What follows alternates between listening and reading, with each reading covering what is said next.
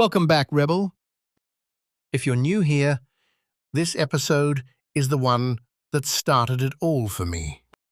This is Escape the Medical Matrix, the audiobook by Dr. Vic Naumov. Copyright 2024, all rights reserved. Episode 3. What you're about to hear is a recording that's been circulating in the shadows since 1988. A recollection of a talk given in 1969. It has never been proven in a court of law. It has never been officially verified. But once you hear it laid out, you'll understand why I built an entire chapter around it. I'm your narrator for this journey, and this is Dr. Vic Naumov, in his own words. Let's begin. The Matrix is everywhere. It's all around us, even now, in this very room. You can see it when you look out your window or when you turn on your television.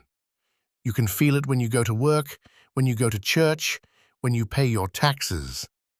It is the world that has been pulled over your eyes to blind you from the truth. You are a slave, Neo. Like everyone else, you were born into bondage, born into a prison that you cannot smell or taste or touch. A prison for your mind. Morpheus, speaking to Neo, from the movie The Matrix. Let me introduce you to the man at the center of this chapter. Dr. Richard Day, MD, taught at Mount Sinai from 1968 until his retirement in 1971. Before that, he was National Medical Director of Planned Parenthood from 1965 to 1968. He chaired the Department of Pediatrics at the University of Pittsburgh, and before that, at Downstate Medical School in Brooklyn. He was an associate professor at Columbia University's College of Physicians and Surgeons going back to 1935. On March 20th, 1969, Dr. Day gave a talk to a room of 80 to 90 medical doctors. One of them, Dr. Lawrence Dunegan, sat in that room and listened. 19 years later, in 1988, Dr. Dunegan recorded his recollections of that night onto tape, 3 tapes, distributed by the U.S. Coalition for Life, referred to as the New Order of Barbarians. Dr. Day died in 1989, not long after Dunegan went public. Coincidence? I'll let you draw your own conclusion. Here is what Dunegan says he heard that night in his own recollection, recorded nearly 2 decades later. Dunegan was careful to draw a distinction. He said, most conspiracy theories are built by people on the outside, looking back at history and connecting dots after the fact. This was different, he said, because the speaker wasn't looking back. He was looking forward. He was, in Dunegan's words, on the inside, someone who claimed there existed an organized group of men with enough influence to shape major world events, and who then laid out, in 1969, what he said was already planned for the rest of the century. According to Dunegan, Day opened with a line that has stuck with people who've heard this recording ever since. We plan to enter the 21st century with a running start. Everything is in place, and nobody can stop us now. Dunegan recalled Day saying, the people who truly influence world events are rarely the public officials we assume. They're private individuals, known mostly in their own industries, whose names would be familiar if spoken aloud, though Day refused to name them or any organization directly. Dunegan says Day insisted no one record or take notes that night, an unusual request from a professor addressing colleagues. Dunegan believed Day feared consequences if these remarks became widely known. According to Dunegan's recollection, Day described population control, not simply as limiting births, but as control over nearly every endeavor of human life. Most families, he reportedly said, would be limited to 2 children, some to 1, a rare few to 3, calculated around a 2.10 population growth rate. From there, Dunegan recalls, Day turned to sex, describing a strategy to separate sex from reproduction entirely. Contraception, he reportedly said, would become universally available, displayed openly next to cigarettes and gum, advertised, and eventually distributed through schools, alongside sex education aimed at children before they were even sexually active. Dunegan recalls Day predicting, 4 years before Roe versus Wade, that abortion would no longer be treated as a crime, that it would be publicly funded, and that most religious objection to it would fade once it touched people's own families. Homosexuality, Day reportedly said, would be openly permitted rather than hidden.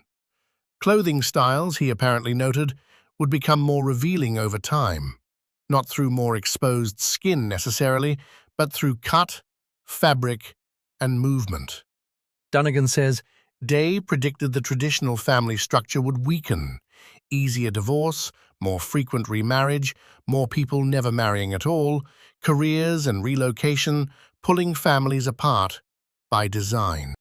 Then Dunegan's recollection turns to something darker, what Day allegedly called euthanasia, and what he reportedly referred to as the demise pill. According to Dunegan, Day framed aging itself as a burden, suggesting an arbitrary point where the elderly would be expected to step aside for the next generation, softened by the idea of a dignified, celebratory farewell before the end. Dunegan recalls Day connecting this directly to healthcare, predicting that medical costs would rise so high and be so tightly bound to employment that care would simply become unavailable to people beyond a certain age or income, without a word of national policy ever being passed to make it so. According to this recollection, the role of the doctor himself would change, from an independent professional serving a patient to an employee serving an institution. Solo practice would nearly disappear. Group and corporate practice would be encouraged until there was no viable alternative left. Here is where I want to be very direct with you about what I'm presenting.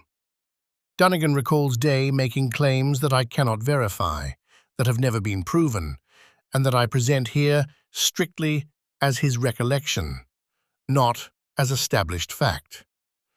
According to Dunegan, Day said new diseases would emerge that were difficult to diagnose and hard to treat. Dunegan later wondered, in his own words, whether AIDS might have been what Day was referring to, a claim that remains entirely unproven and that mainstream science does not support. Dunegan also recalled Day saying that cures for most cancers already existed and were being withheld, sitting, he claimed, in the Rockefeller Institute's files, supposedly to avoid the population growth that curing cancer would cause. I want to be clear. This is an allegation from a decades-old second-hand recollection with no corroborating evidence. I include it because it's part of the historical record I'm examining, not because I'm asserting it as medical fact. Perhaps the most startling claim in Dunegan's recollection, that a method existed to simulate a fatal heart attack, detectable only by a highly skilled pathologist who knew exactly what to look for. Again, this is a claim from a single second-hand source, uncorroborated, and I present it here as part of the historical document, not as something I can verify actually exists. Dunegan's recollection moves on to religion. Day reportedly saying the old religions, especially Christianity, would eventually give way to something new, blended from pieces of the old faiths, with key words in Scripture quietly altered over time until meaning shifted without most people noticing. Dunegan recalled being especially struck by one line: "The churches will help us." On education, Dunegan recalls Day describing longer school years, narrower and more specialized study tracks, restricted access to information outside one's field, and certain books simply disappearing from libraries over time. And on drugs and alcohol, Dunegan recalled Day describing increased access to both, alongside increased enforcement, framed as a kind of engineered law of the jungle that would, in his words, sort the fit from the unfit. Expanded psychological services would be offered alongside it, presented, Dunegan said, almost as a redeeming gesture by the planners themselves. That's the whole of what Dunegan says he heard in that room in 1969, and chose to finally speak about in 1988. I share this chapter not because every claim in it can be proven, some of it frankly cannot be, but because the pattern Dunegan described bears an uncomfortable resemblance to changes we've since watched unfold in American healthcare, education, and family life. I'll let you be the judge of how much of it lines up and how much doesn't. That's the evidence. What you do with it is up to you. That's episode 3 of Escape the Medical Matrix. This is the chapter that changes how you see everything else in this book. So don't just sit with it quietly. Hit like on this video right now. Drop a comment and tell me, which prediction from this tape hit closest to home for you?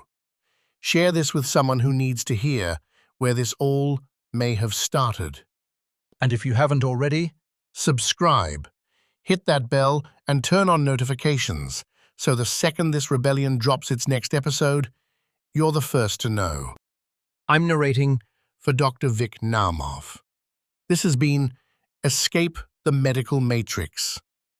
Stay awake. Stay free.